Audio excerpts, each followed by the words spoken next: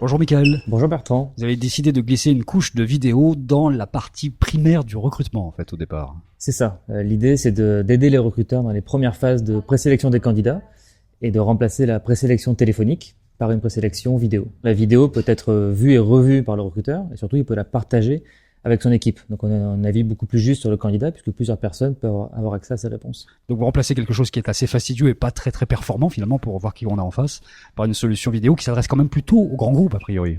Alors c'est quelque chose qui était fastidieux mais qui devient simple effectivement avec EasyRecruit.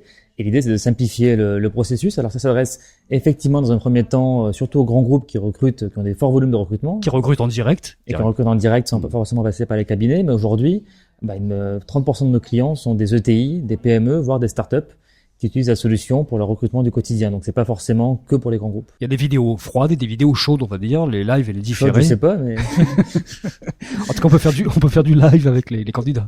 Ouais, tout à fait. Donc au début, on a commencé par l'entretien vidéo différé. C'est comme ça qu'on s'est fait connaître.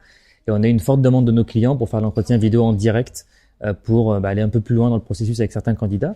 Donc l'idée, c'est de faire des entretiens un peu comme on peut le faire sur Skype, mais directement sur la plateforme EasyRecruit. Est-ce que vous avez déjà eu des phases de recrutement qui sont allées quasiment au bout avec le système vidéo?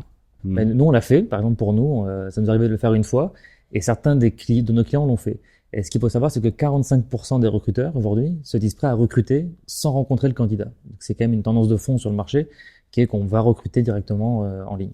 Alors évidemment, la vidéo, on sait faire, mais vous avez mis en place vraiment une plateforme SaaS qui permet de créer son questionnaire, d'avoir accès à toutes les réponses, de gérer ça quand on est une boîte, en fait. C'est ça. Le but, c'est pas juste de proposer un outil pour faire une vidéo, c'est d'avoir un outil très complet pour créer des questionnaires sur mesure et de paramétrer les durées des réponses, poser ces questions sous forme de vidéo également, et de simplifier le processus au maximum pour le candidat. Vous êtes installé dans pas mal de pays déjà, dans 5-6 pays européens. Tout à fait, 7 pays en tout. Ça fonctionne de la même façon, il y a les mêmes modes de relationnel entre les candidats et les entreprises. Ouais, vraiment, on a trouvé les mêmes ressentis. Et limite, en Espagne, en Italie, on a des taux de retour des candidats qui sont encore meilleurs que ceux qu'on a en France. Ce qui marche en matière de recrutement peut marcher en matière de recrutement d'étudiants pour des universités, ça peut marcher en matière de recrutement de start-up pour des incubateurs, en fait. Partout où il y a un contact, où il y a un choix à faire l'un vers l'autre, ça peut fonctionner. Ça peut marcher, c'est un peu le constat qu'on a fait.